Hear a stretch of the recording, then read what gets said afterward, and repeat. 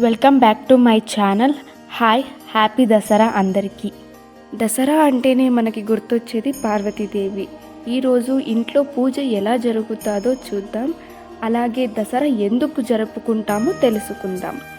Morning త్వరగా లేచి బయట కల్లాపు చల్లి ముగ్గు వేసేసాం. తర్వాత డాడీ పూజ చేస్తారు. ఇక్కడ చేశాక మగ్గారింటాకి వెళ్ళి కూడా చేస్తారు.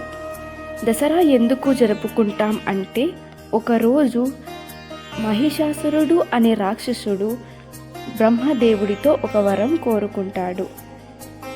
ఎవరూ నన్ను చంపకూడదు, ప్రపంచంలో అందరికంటే నేనే బలంగా ఉండాలి అని దేవుడు ఆ వరం ఇస్తాడు. అప్పుడు మహిషాసురుడు దేవుళ్ళందరినీ పాలిస్తాడు. ఆ దేవుళ్ళు పార్వతీదేవిని సహాయం కోరుకుంటారు. దుర్గాదేవి అవతారం ఎత్తి 9 రోజులు పోరాడి 10వ రోజు మహిషాసురుడు అనే రాక్షసుడిని చంపుతుంది. ఆ సందర్భంగా మనమందరం దసరా జరుపుకుంటాం. ఒకప్పుడు అయితే మనం అమ్మమ్మ వాళ్ళ ఇంటికి వెళ్ళి అక్కడ అందరితో కలిసి జరుపుకునేవాళ్ళం. అన్ని గేమ్స్ ఆడేవాళ్ళం. అలాగే మీ ఫేవరెట్ గేమ్ ఏంటో కమెంట్ చేయండి. దసరా టైంలో ఇప్పుడు ఇంట్లో పూజ చేసుకొని తిని అంతే, గేమ్స్ ఆడటం కూడా లేదు. కుదిరితే దసరా టైంలో అదే గేమ్స్ ఆడండి. రాత్రి మొదటి రోజు శిలాపుత్రిక అవతారం.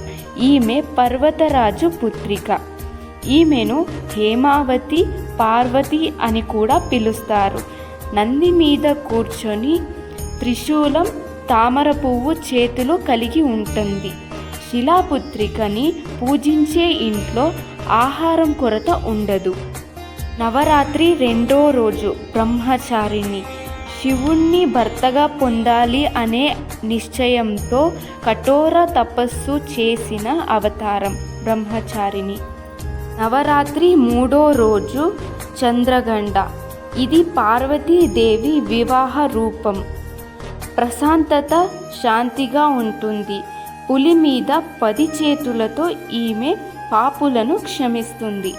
నవరాత్రి 4వ రోజు కూష్మాండ. పురాణాల ప్రకారం ఈమె చిరునవ్వితే శృతించింది అని భావిస్తారు. ఈమె 8 చేతులతో కొలువై ఉంటుంది. ఈమెను అష్టభుజంగ దేవి అని కూడా పిలుస్తారు. నవరాత్రి 5వ రోజు స్కందమాత. కార్తికేయుడు స్కంద ప్రభువు, తల్లి స్కందమాత అని భావిస్తారు. ఈమె ఒడిలో 6 ముఖాలు కలిగిన ఒక శిశువు ఉంటుంది. నవరాత్రి 6వ రోజు కాత్యాయని. మహిషాసురుడిని సంహరించే ఉగ్ర రూపంగా కాత్యాయని సింహం పైన కూర్చొని చేతిలో ఒక కత్తి కలిగి ఉంటుంది. నవరాత్రి 7వ రోజు కాలరాత్రి. గాడిదను వాహనంగా కలిగి దుష్ట శక్తులను నాశనం చేస్తుంది.